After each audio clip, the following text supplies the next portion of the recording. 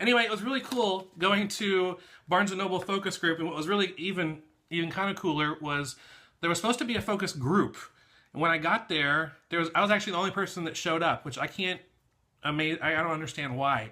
They actually were paying us for our time in Barnes & Noble gift cards, and they were asking us questions about, or asking me questions about, what do we like about Barnes & Noble? What do we like about their members program?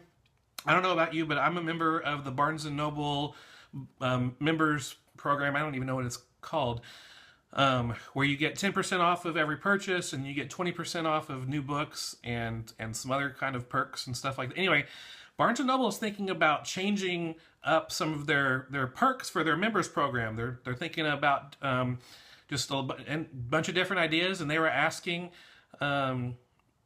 what I thought about, well, what does this, how does this group of perks look? And what does this group of perks look like? And what kind of perks do you like? And what kind of perks does not entice you and stuff? And they're talking about everything from giving a free Starbucks a drink once a month, which I was like, yes, that would bring me in more often than I already am.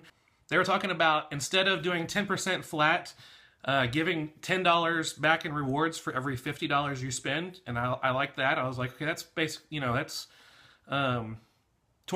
If you get $10 back for every $50 you spend, that's 20% that you get to save. And so, I like that. And plus, I check out a lot of Barnes & Noble, their clearance section. I love buying books there.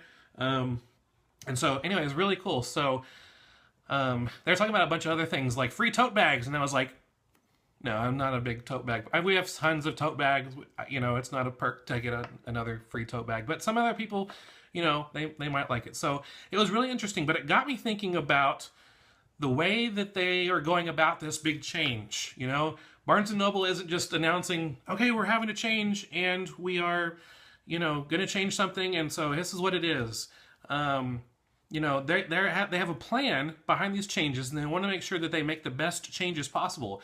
And I was thinking this kind of actually relates to Amazon FBA and us running a business online. You think about 2016, and a lot of times when you're thinking about running your Amazon business, you're like, okay, what kind of change do I need to make in the next year, in 2016, in order for me to make better purchasing decisions, in order for me to make more money, in order for me to be able to get faster turning inventory, in order for me to learn new product categories, all these different types of things.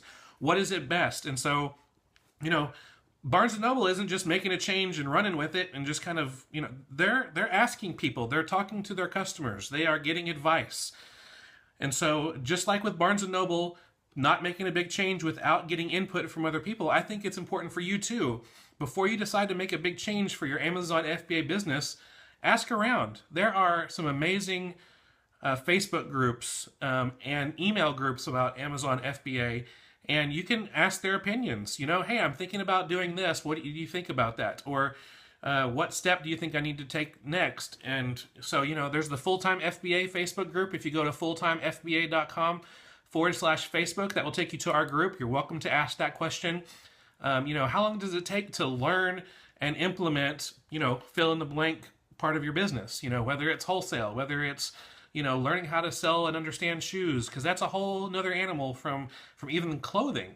So, I would suggest taking a look at the different Facebook groups, getting advice, learning as much as you can about the change you want to make and how it might impact your business, just like Barnes & Noble is doing. They're asking their current customers, they're asking people who shop in their stores, what do you like about how things are currently? What do you think about these possible changes? Well, what if we did this change and maybe this change a little bit different, or we took a little bit from this, and they're taking time and they're investing money. And while you don't probably need to invest any money into any of this unless it's a paid Facebook group, which there's some really good ones out there.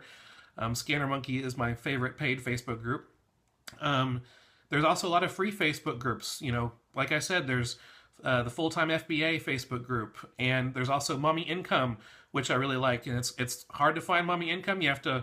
It's not a Facebook group you can just find really easily. You can search Kristen Ostrander on Facebook, send her a message, ask her for her to add you to the Mommy Income Facebook group, and because if you just search Mommy Income on Facebook, you can't find it.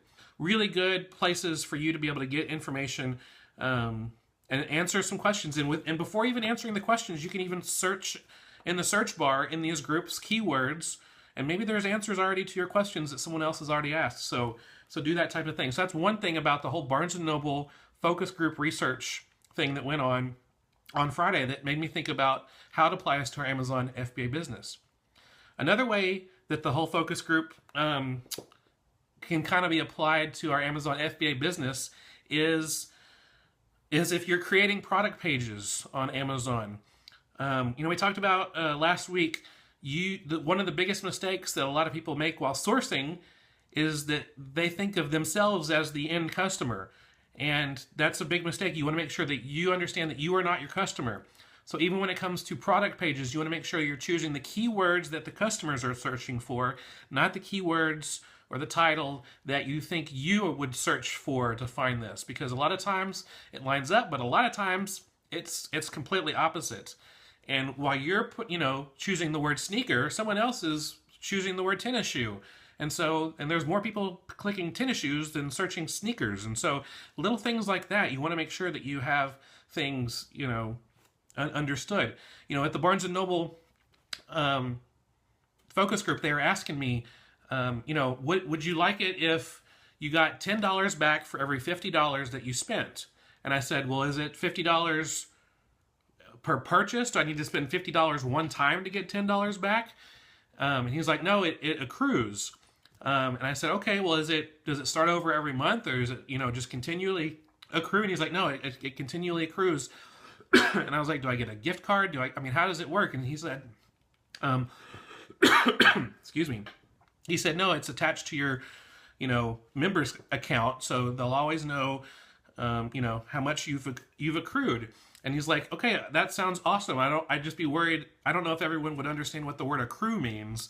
And so he's like, that's really good. You've helped us already that we probably shouldn't use the word accrue. We should probably say it in simpler terms. And we should also better describe that the $50 is not a one-time purchase, but it's something that happens, over time. Once you finally spend $50, you get a $10 reward added to your members account. And so just him asking me those things, they were improving and updating the language of how they were going to try to present their members program over at Barnes & Noble. And so I thought that was really, interesting. And it's the same thing with us. When we're creating product pages, whether it's Amazon or eBay, we want to make sure we're using the right words that customers are searching for, because that'll end up leading to more sales. If we come up with our perfect definition of what we would be looking for, most of the time that's not going to be what others are looking for, also what the masses are looking for. So it's good to use keyword programs. Like my favorite for eBay is Terapeak. I use Terapeak all the time when searching keywords for eBay. And then for Amazon, I've heard raving reviews about merchant words. And so look into those two possible programs. I know Terapeak also has an Amazon one, but I haven't heard anybody say anything about it, and I haven't used it for Amazon. But it's something to look into. So those are just a couple of takeaways from my Barnes & Noble research focus group that I got to go to. I'm really looking forward to. I really hope that they implement what I told them to do. If they did what I told them to, I'd be there every day. Well, maybe not every day, but it was a lot of fun. And, I got to spend about, an hour and 15 minutes, and they paid me in Barnes & Noble gift cards. So win-win. It was just it was a really fun experience, and able to even take away a few things that would help my Amazon FBA business as well. And so that's all we have for today. I really appreciate you watching this video. And if you liked it, we'd appreciate you clicking on the thumbs up below. And if you want to make sure you don't miss out on any future videos, be sure you click subscribe so that you're notified when the new videos are ready. If you have a comment or a question, leave that below too. We do our best to reply to them as soon as we can. If you have a question, taking things maybe deeper, if you didn't understand anything, ask us a question and we'll help you out when we can. Or if you want to take things deeper and talk even more or add to the discussion, leave a comment below. I'd love to hear your thoughts. And if you want to learn more about me and our website, go to fulltimefba.com. We give out free PDFs, free helps, free blog posts, videos, more stuff to help you take your Amazon business to the next level. And if you're looking for any links that we talked about during this video, you can find those in the description below. So I look forward to seeing you on the next video. I will see you soon. I hope you have a great day. Bye.